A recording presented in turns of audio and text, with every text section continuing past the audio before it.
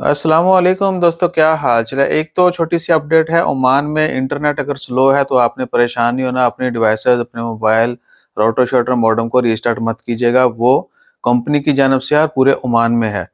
और जो अभी तक की पहली रिपोर्ट है वो फाइबर केबल में कह सकते हैं कि जो मेन लिंक है ओमान के साथ बाकी दुनिया का, उसमें कुछ खराबी आई है जिसकी वजह से ये इंटरनेट की स्पीड स्लो हुई है। तो आपने मॉडेम शॉडेम को मोबाइल का कुछ नहीं करना। और बहुत सारे दोस्तों ने ये चीज़ नोटिस नहीं की होगी, वो बस एज यूजुअल डाल के खलास। और दूसरी, पाकिस्तानियों के लिए, हम सब के लिए एक भैया छोटी सी वार्निंग भी है कि खुदा के लिए जो दुनिया से गुजर चुके हैं उनको माफ़ कर दीजिए।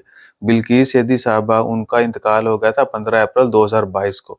और आज फिर जो है लोग जो है ये ट्रेंड चला रहे हैं, और अच्छे अच्छे जो कह लें कि सहाफ़ी हैं वो भी इसको पोस्ट कर रहे हैं कि वो आज उनका इंतकाल हो गया। थोड़ा सा है ना अकल नूं हत्थ मार लियो।